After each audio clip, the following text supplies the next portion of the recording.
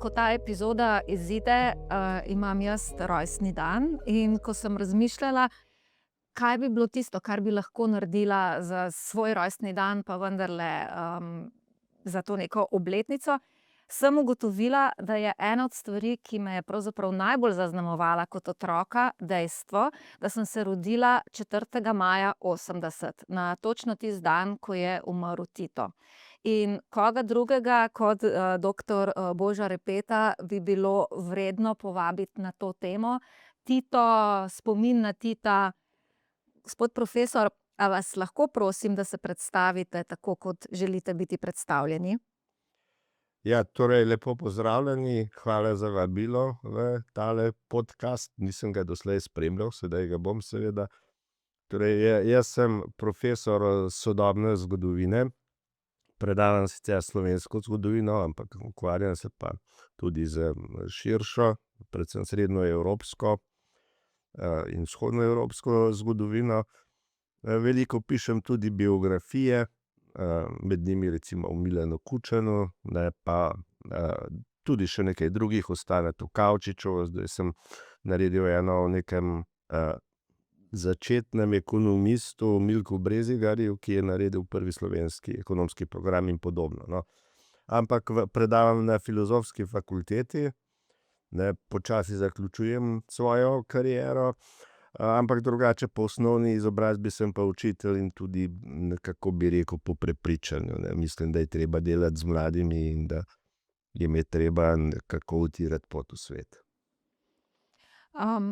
Tito, kot ga jaz poznam, glede na to, da sem se rodila tisti dan, ko je umrl, je v zelo idealizirani obliki. Predvsem zato, ker ko sem bila jaz majhna, sem na račun tega, da sem se zelo zgodaj naučila reči: "Jaz sem se takrat rodila, ko je Tito umrl", dobila ogromno enih sladkarij, ogromno enih simpatij.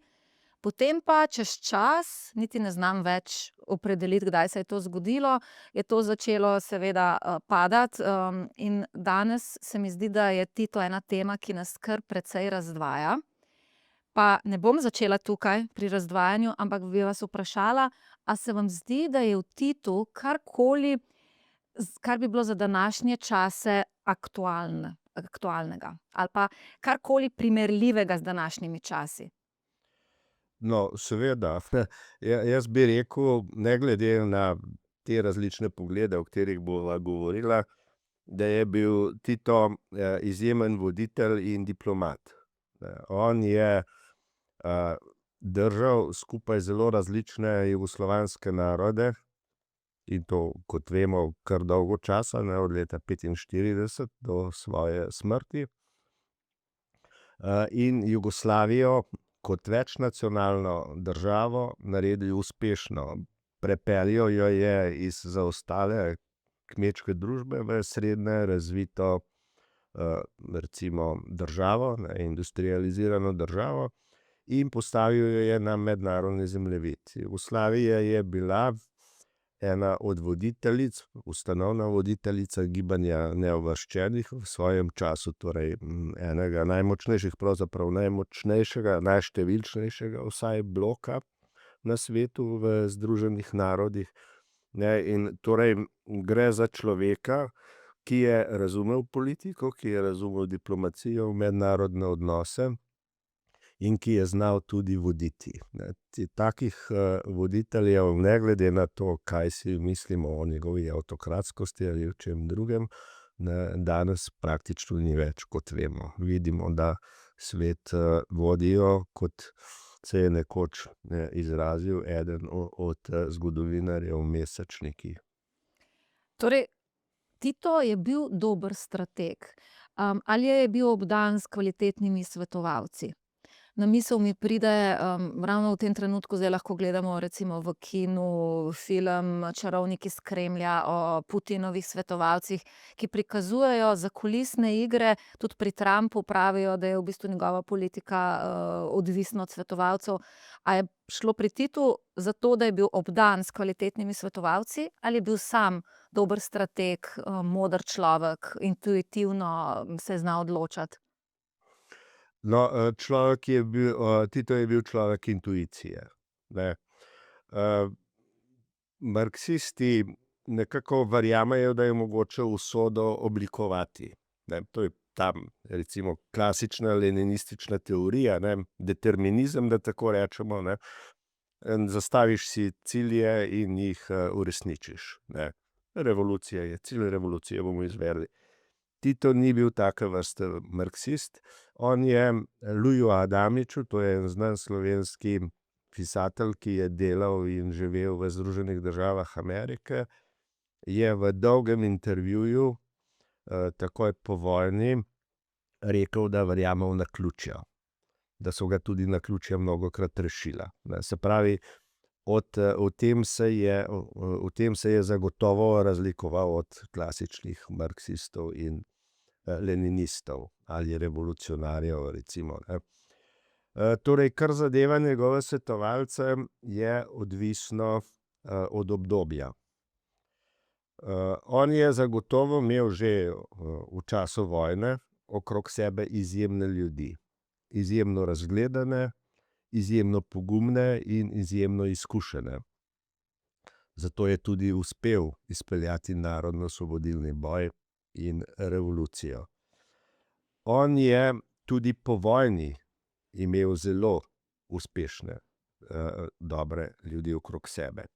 Ljudje, ki so mu upali povedati stvari, ne. On je znal zbrati ljudi, tudi ki so bili svetovnonazorsko drugačni, ne. Recimo njegovi diplomati, on je pobral diplomate in tudi imel stike z ljudmi iz meščanskih krogov, izkušnjami in tako naprej. Vendar, ne, in tukaj sta dve zadevi, vendar je bil v tem svojem krogu tudi avtokratski.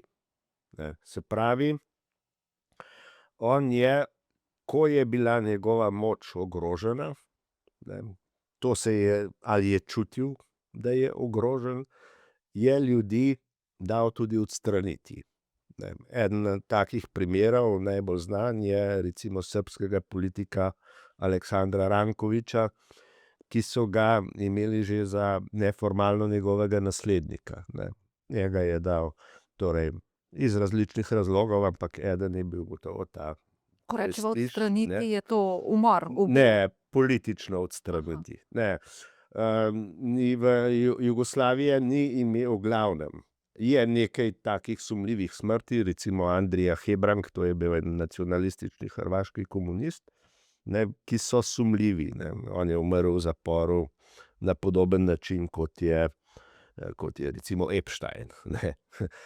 Torej, drugače pa ne, ne. Odstranili so jih iz politike, ne, to je bilo tisto ključno, ampak treba je vedeti, da je včasih v resnici šlo tudi na nož, ne. To je bilo leta 1948, ko je bila Jugoslavija ogrožena od Sovjetske zveze, ne. Takrat se je vodstvo razdelilo, večina je potegnila s Titom, ne. Neka manjšina naj bi bile pa tako imenovane zdrave sile, ne, ki bi jih Sovjetska zveza uporabila za to, da bi Tita in tiste, ki so z njim, odstranila, ne. Se pravi, tam je v tem obdobju je eno skupino odstranil.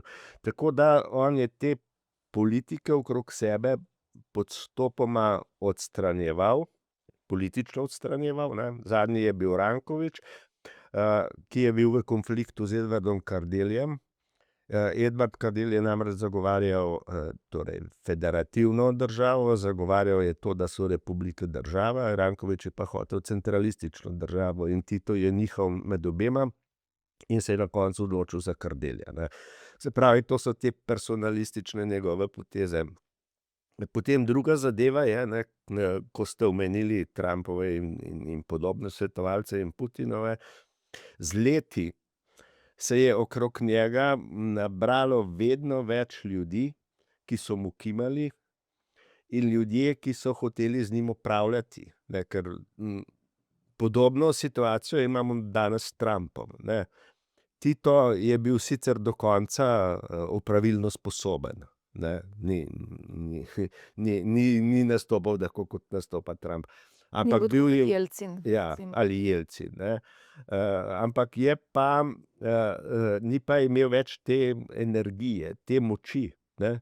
In zato se je ustvaril okrog njega krog ljudi, pomemben vpliv je nekaj časa imela tudi žena Jovanka, ki so potem delovali v njegovem imenu, ne. In tako da z leti se je torej ta njegova sposobnost izbiranja dobrih ljudi, ne, ki jo je imel na začetku svoje kariere, zlasti v času vojne in potem po njej, torej se je ta njegova sposobnost izgubila. Podobno velja tudi za njegov odnos do ljudi nasploh, ne. Tito je imel izjemen občutek za stik z ljudmi, ne. Bil je, danes bi rekli, malce populističen politik, ne. Malce.